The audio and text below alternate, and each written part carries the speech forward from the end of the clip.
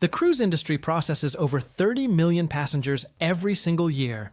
30 million people who booked a cabin based on a category code, a price point, and a stock photo taken by a professional photographer who was definitely not standing inside that cabin when the anchor chain started moving at 4 in the morning. I've been researching cruise industry practices for a long time, and I've talked to former cruise line employees, current hospitality staff, and travelers who have made every mistake in this book. Some of them twice. What strikes me every time is how consistent the complaints are. Not about the food, not about the shows, not about the ports, about the cabin. Specifically, about what nobody mentioned when they booked it. So that's what this is. Not a review, not a rankings list. This is the honest, slightly uncomfortable conversation that the cruise line's booking page will never have with you. Stay with me until the end, because the last few things I cover are the ones that catch even experienced cruisers completely off guard. The guarantee cabin. If you've shopped for cruise deals recently, you've seen this option. It's usually listed as a GTY cabin. It's priced noticeably lower than the standard rate for that category, and the pitch is simple. Book now, get your cabin assignment closer to sailing, and possibly get upgraded. Sounds reasonable. Here's what they don't tell you. When you book a guarantee cabin, you are signing over all location control to the cruise line. They can place you anywhere within that cabin category, and in some cases, adjacent categories, anywhere on the ship. That means if you booked a balcony guarantee, thinking you'd be somewhere mid-ship on a middle deck, you might find yourself in a balcony cabin on deck 3, directly above the ship's anchor housing. I've spoken with travelers who didn't find out until they were already on board. The ship had sailed. There was nothing to do. The upgrade version of this problem is equally frustrating. Some lines will upgrade a guarantee booking to a higher category, which sounds wonderful, until you realize they moved you from a standard ocean view midship to an aft-facing balcony that happens to sit directly above where the ship's engines exhaust. The view is dramatic. The vibration is constant. The smell on warm evenings is not what you planned for on your anniversary trip. If you want control over your cabin, pay the non-guarantee rate and pick your location manually. The discount on a guarantee cabin rarely compensates for what you might be assigned. Now, deck 2. This deck comes up constantly when I look at cruiser complaint patterns, and I want to be specific about why, because it's not the same reason across all ships. On most large modern vessels, and we're talking the kind operated by the major mass market lines, the space directly below deck 2, cabins houses significant mechanical infrastructure. Depending on the ship class, that can mean stabilizer machinery, the anchor chain locker, or in some configurations, crew service corridors that operate around the clock. The anchor chain issue is particularly jarring. Anchor chains on large ships are enormous, heavy, and loud. When a ship anchors at a port of call, often in the early morning hours before the official wake-up time, the noise generated directly below a Deck 2 forward cabin has been described by travelers as something between a construction site and a thunderstorm happening inside your room. Once, every morning, at whatever time the ship decides to anchor. The fix is simple and costs nothing. When booking, check where the anchor housing is located on that specific ship. Cruise line deck plans are publicly available and show the general mechanical zones. If you're looking at a forward Deck 2 cabin on a large vessel, look at what's directly below it on the deck plan before you commit. The connecting door situation is something that gets a surprising amount of coverage on cruiser forums, and almost none on the booking pages where those cabins are being sold. Cruise ships are built to maximize revenue per square foot, and connecting cabins, rooms with an interior door between them that allows families or groups to open up a shared space, are a genuine and useful feature. The problem is that those doors are not soundproof to the same standard as the exterior cabin walls. They're interior doors. And when you're in a connecting cabin that is not booked as part of a connecting pair, meaning the other side of that door has strangers in it, you can hear them. Conversations, television, other things. What makes this worse is that connecting cabins are not always disclosed clearly at booking. You can book what appears to be a standard interior or ocean view cabin, and only discover upon arrival that one wall of your cabin has a door to the adjacent room. If privacy and quiet are important to your trip, specifically search for non-connecting cabin options, which most booking platforms allow you to filter for, or call the cruise line directly, and ask your cabin to be confirmed as non-connecting before finalizing. Port versus starboard might be the most overlooked practical decision in cruise booking.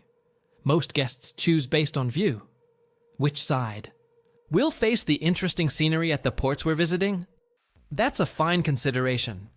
But for guests who experience motion sickness or general discomfort at sea, the side of the ship matters more than most people realize, and it changes based on your itinerary's direction of travel.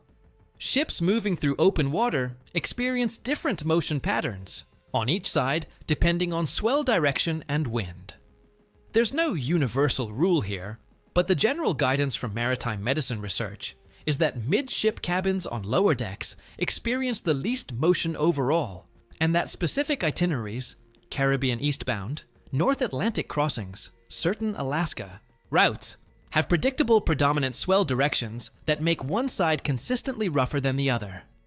If you're prone to seasickness, don't rely on the view when choosing your side. Look up the predominant swell direction for your specific route during your travel season, then book accordingly.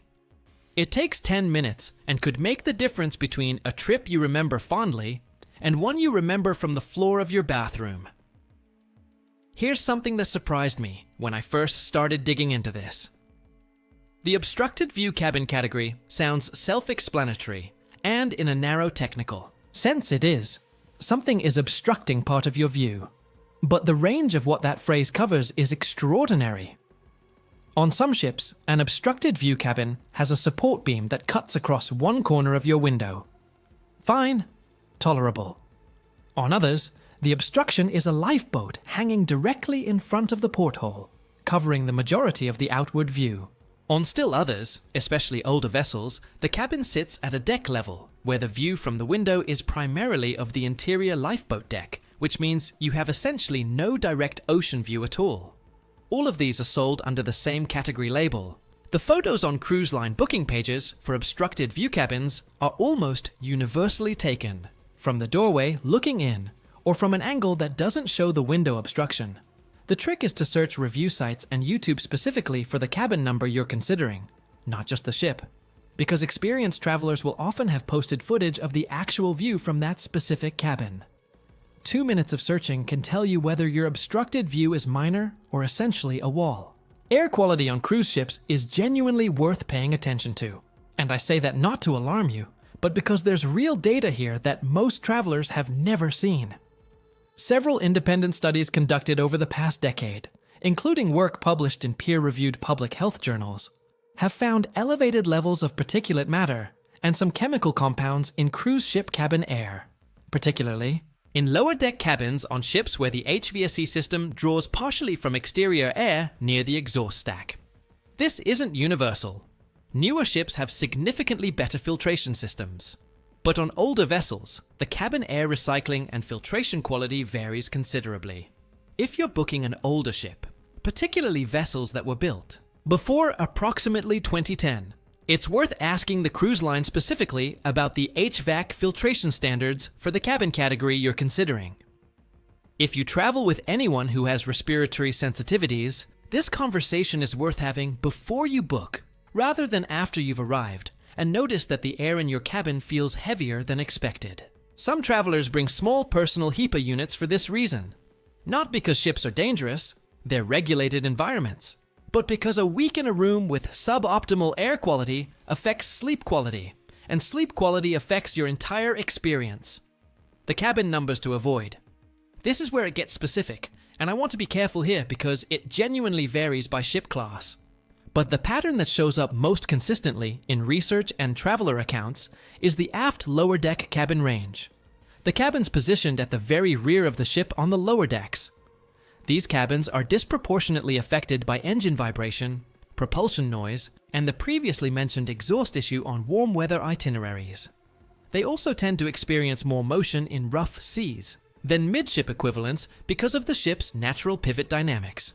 The aft can be a beautiful position for upper deck balcony cabins. The wake view is genuinely stunning. But for lower deck interior and ocean view bookings, the aft position adds discomforts that the price discount doesn't always justify. The upgrade email deserves its own moment because the psychology behind it is worth understanding. Cruise lines send pre-departure upgrade offers for a reason, and it's not purely goodwill.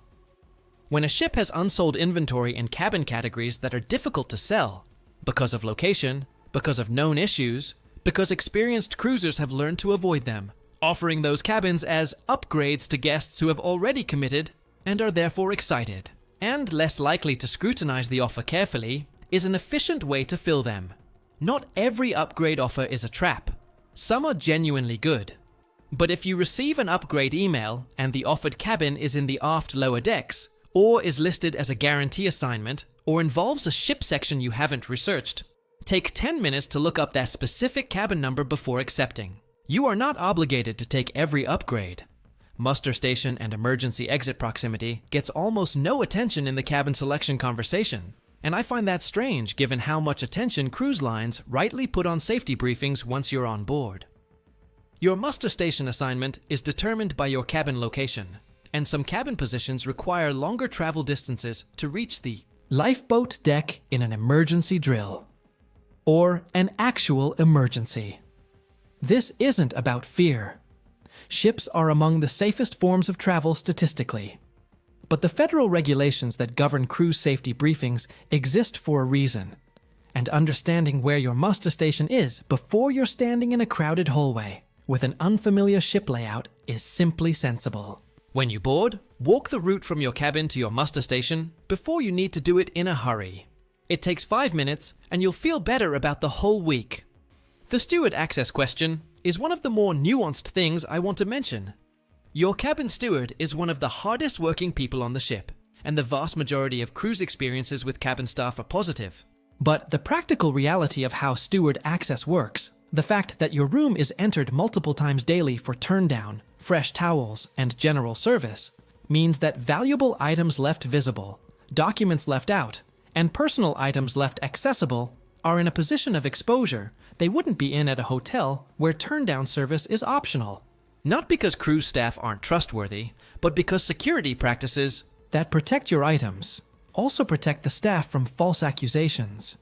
Use the in-cabin safe for passports, extra cash, and cards you're not carrying for the day. It's a small habit that removes a variable you don't need to think about. And the smell issue.